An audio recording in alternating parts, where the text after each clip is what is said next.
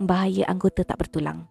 Sebenarnya aku tak yakin nak share cerita ni ataupun tidak. Tapi malam ni aku terasa juga nak kongsi dengan harapan adalah teladan untuk kita semua. Usia aku awal 30-an. Dah kahwin hampir 10 tahun dah. Hidup bahagia bersama suami tanpa pernah merasa tertekan tanpa anak. Ini benar. Aku selalu baca kisah orang yang rasa stres sebab tak ada anak. Tapi Alhamdulillah kami tidaklah terlalu tertekan. Sejujurnya memang kami reda dan terima ujian ni. Rasanya tak setanding dengan ujian, dengan nikmat yang lagi banyak Allah curahkan. Aku fikir aku lebih kuat dari orang lain yang selalu tertekan tanpa anak. Rupanya silap. Masuk tahun ke-10 ni barulah Allah uji untuk aku lebih faham apa yang orang lain rasa. Rupanya selama ni bukan aku cukup kuat dan reda, cuma masih belum diuji. Buat pertama kalinya aku tersinggung dengan soalan berkaitan anak. Waktu itu aku ke rumah Pak Long di ibu kota bersama dengan suami. Mak aku tak ikut sekali. Kami singgah atas urusan kerja. Kebetulan kat sana Pak Ngah aku pun ada. Dan mereka ni adalah abang kepada ibuku.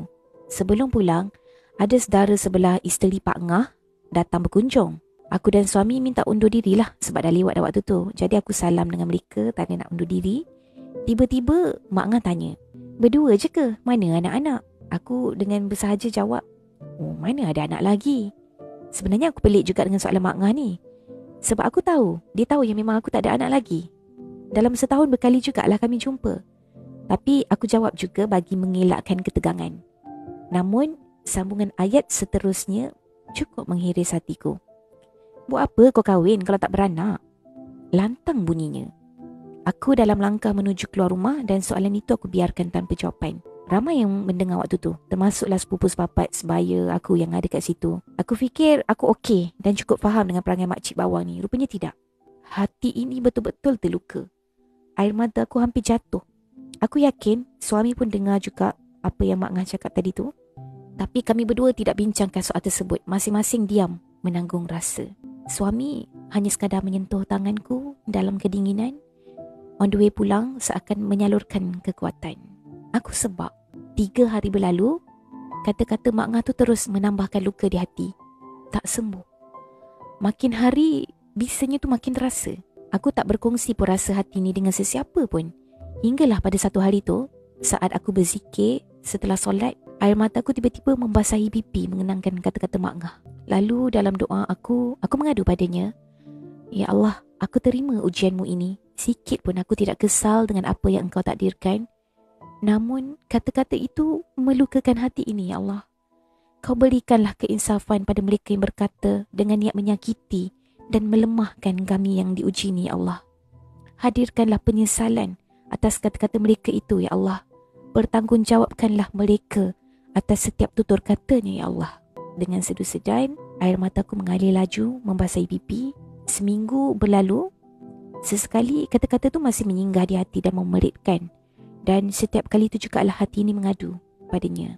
Tak lama lepas tu, mak aku ajak balik kampung sebab Pak Ngah dan Mak Ngah nak pergi haji. Aku sebenarnya dah jauh hati dah nak balik kampung, tapi Pak Ngah aku ni baik sangat orangnya. Namun Allah lebih tahu, aku ditakdirkan tak dapat ikut sama balik kampung sebab ada kursus luar kawasan pada tarikh yang sama. Mungkin Allah tak izin sebab Dia Maha mengetahui. Walaupun Mak Ngah nak pergi haji, hati aku yang keras ni masih tak lembut kerana lemahnya iman. Acap kali terlintas di hati ini, "Ya Allah, berikanlah dia penyesalan atas dosa lidahnya." Sejujurnya aku sendiri takut dengan apa yang terlintas di hati ini. Aku tahu malaikat turut mengaminkan keburukan yang sama padaku. Namun kerana lemahnya iman, kecewanya hati, banyak kali doa itu aku lafazkan dari hati yang perit tanpa diminta. Bila mak balik dari kampung, aku dengar berita keberangkatan Mak Ngah. Dia tak dapat berjalan masa laungan azan nak turun dari rumah. Dia tiba-tiba menangis terisak-isak macam budak kecil. Pak Ngah yang papa dia masuk kereta, badan dia macam lembik. Dia nampak gusar dan lemah semangat. Bila tiba di airport pun, sedang ramai-ramai menunggu tu, tiba-tiba tudungnya tersangkut dan terlorot. Cepat-cepat anaknya ambil semula dan tutupkan balik. Waktu mak cerita keadaan tu, aku tak pasti apa yang aku rasa. Terkejut, bersyukur, puas. Tak pasti, tapi aku cepat-cepat istighfar dan mak tak tahu pun sebenarnya apa yang Mak Ngah dah pernah cakap pada aku. Tapi mak cakap nak jadi tetamu Allah ni kena selesaikan semua urusan, terutamanya sesama manusia. Mak Ngah memang terkenal dengan mulutnya yang sedikit lancang. Aku dalam hati, boleh jadi ini satu teguran Allah untuknya. Itu semua urusan Allah. Getus hatiku lagi. Terdetik di hati ni, bahaya sungguh ya dosa lidah. Mungkin kita tak sedar dan tak tahu pun ada orang yang terluka dan mengadu pada yang paling agung. Mana kita nak lari? Kalau kita yang menyakiti, mungkin kita tak perasan. Tapi bila kita tersakiti, barulah kita sedar.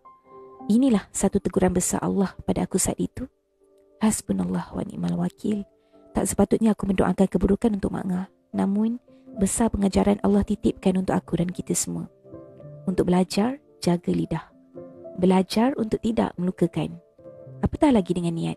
Dosa sesama manusia ni susah. Semoga jadi asbab juga untuk Mak Ngah insaf dan sedar. Itu je lah yang aku nak kongsikan. Cerita dari Aisyah, bukan nama sebenar.